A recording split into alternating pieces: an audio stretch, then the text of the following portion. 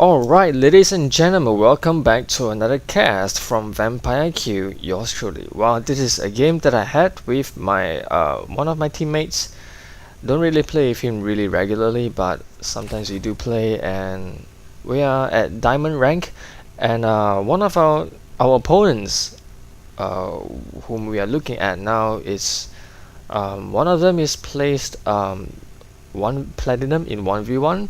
The other is he used to be master, but now he's diamond. So this game, it was kind of fun. Never had a game that is so fun for a very long time. One reason is because I haven't played StarCraft for a long time, and yeah, and most of the time, usually opponents are kind of like bad mannered and things like that. So over here I'm the purple Terran Vampire Q, and my teammate ONS Dota King, the teal Terran, against the red Zerg Mark and the blue Terran Demko. Yep, Demko. So I believe that I've started with a 10 depot into a 12 Rex, excuse me. And this drone right now is harassing my teammate, and it's pretty irritating to have to deal with this sort of harassment, especially as Terran. You know, your workers are really vulnerable when you are when you're building your buildings. Of all races, it's only Terran that has got a vulnerable worker. So well, I've decided to do my cast mainly in commentary style, because I realized that when I do casting in perspective style, it kind of leaves like there might be gaps of silence from me where like I've got nothing to talk about, and then I really do not like that feeling of having to keep silent and not saying anything at all. So as a Terran, I'm opening up pretty standard, going with an early second barracks. I'll be thinking of coming up with a little bit more Marines. And well, that's interesting that he decided to target the Overlord rather than the drone that's attacking his Marine. I would say that you should hit the one that is attacking your unit, which is the drone, because he's affecting you much. He's taking health away from the Marine rather than the Overlord, which is just going to fly off.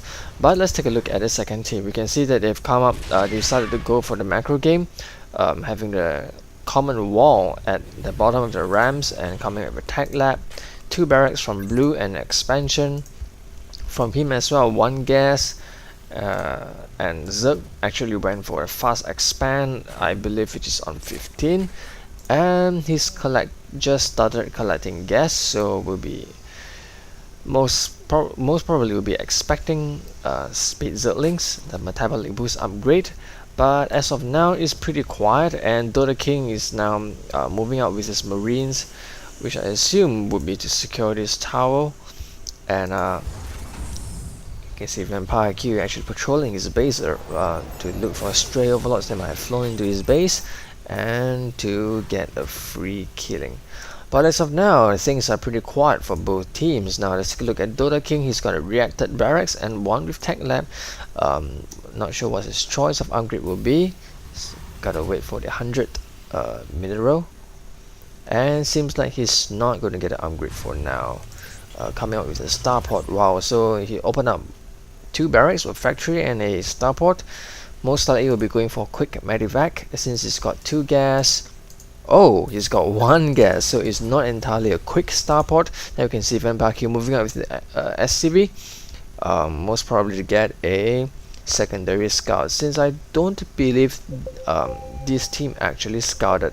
And it's a ping, and oh boy, each team losing a Marine each, but I'll say that Dota King is going to, oh, alright, cool then, because the SCV pulled back, and I believe Vampire Q has seen, Yep, he has seen the macro game that Team 2 is actually playing, and now there's one Zergling from Mark moving out to get some scouting done, but I would say that the Zergling is pretty much dead, and yes. And we can see the Team 1, which is Vampire King and Dota King, they're moving out, because really, the Team 1 has opened up one base, yet Team 2 has opened up two base, so definitely Team 1 is going to be stronger in army, and they have to do something right now, otherwise the economy of Team 2 is going to overpower them pretty much. And the attack has commenced, and we can see that Team 2 is actually moving back and morphing Banelings Mark to gain some time and not to lose Zerglings unnecessarily, because really this amount of units from Team 1 is too much for Team 2 to handle. And now all these Banelings has morphed. Let's see what's going to happen, and we'll be expecting a Marine split, but no. Oh yes, nice split from Vampire Q, and minimizing the damage taken from the Banelings.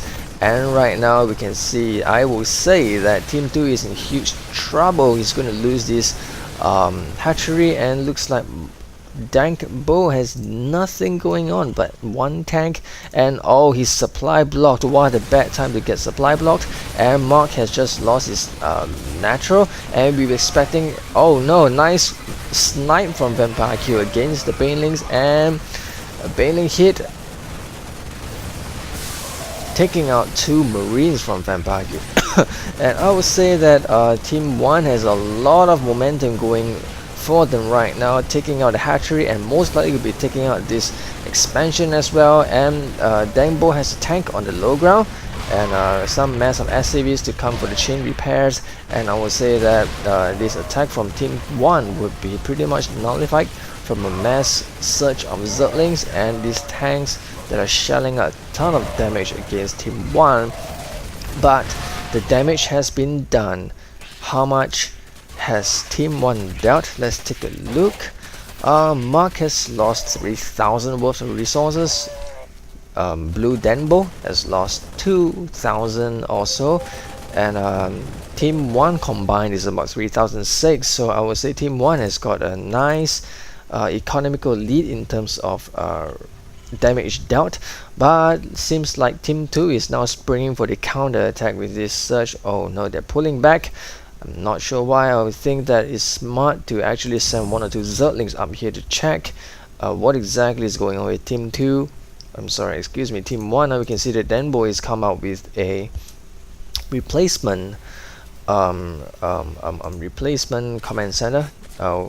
Definitely Team 1 Mark will be hungry for these resources, because Zerg definitely has to stay a base up against the opponent. And we can see that Team 1, Vampire Q's team, has secured the expansion and is pretty much going out right now. But in terms of tech choice, what would they go? Dota King coming with a tech lab on his factory, he's got a reactor on the starport, coming with another barracks, sitting on 3 barracks, 1 factory and 1 starport. Now let's take a look at what Vampire Q has come up. Wow, there's a mass of barracks from him. 6 barracks, 1 factory and 1 starport. None of the buildings are reacted except for this 1 barracks. So I would say that Vampire Q is thinking of going heavy on infantry. Now he's got these 2 bunkers to prevent, I guess he's afraid of Zergling run-bys. But let's take a look, and 1 shell, 1 tank blast from Vampire Q, taking out like maybe 3 Zerglings and 1 Marines. And we can see that Team 2 is actually positioning themselves for an attack, and I'm pretty much sure that Team 1 has seen this. We can see that Vampire Q is actually positioning his tanks in a more favorable position to deal with this incoming attack. You can see Mark is morphing more Banelings. Now let's see what else has changed. Refinery, I'm in engineering bay, coming up with +1 attack. Oh, Team 2 is pulling back for some reason unknown. I don't really see any drops. A scan from Vampire Q revealing a weakness, and I would say that it's going to seize the opportunity to move forward, to grab space, to grab position on the board. These 4 Marines are pretty lucky, I would say. Back you loading up 2 medivacs full of marines, and I will say that he's the direction of his travel, which is south, is going to drop blue. Now we can see there's a drop over here, and seems like Mark is pretty much ready for it, but not before taking a huge massive damage on his hatchery, taking 900 damage. And man, I'm sorry about the cough. And oh, tank blast. Dota King better move his infantry. Oh boy, he just took some unhealthy damage for nothing now. But you can see that Vampire Q's drop is actually spotted by this SCV holding the natural. Man, what I'm talking about, holding the Zelnaga tower. But let's take a look at the tech choice or production facilities. 1 engineering base starting a +1 upgrade, and he's got 3 barracks of factory and a starport, but a drop is now in his base. Let's see what damage can be done. Vampire is steaming forward and sniping down the barracks, which is, I would say, rather pretty important. Kind of like a weird choice, but isn't all too useless nonetheless, because as it takes out the production facilities, is going to hamper the macro abilities of Team 2. Now taking out all these mass of Zerglings, and Vampire is decided that it's now high time to leave, and he's loaded up his marines in his medivacs. He moved out with 16 marines, but came out with 6 remaining. Now here's a counter drop from Dengbo, 4 marines and medivac. Not sure how much damage it's going to do, and at the same time we can see the Vampire is actually moving out to the middle of the map. His tank is in position, and let's see what this drop can do. It seems like he's targeted refinery.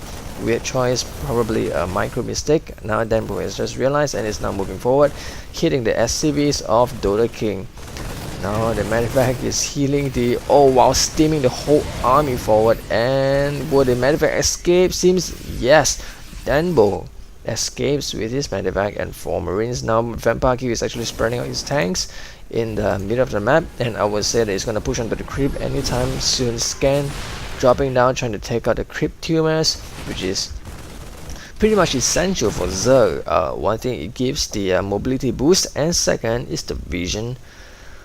That is like free vision. So now we can see that Team 1 is actually pushing forward and gaining ground at the same time, while steaming forward with 1 Marauder in an attempt to and Baneling's moving forward now. Whoa.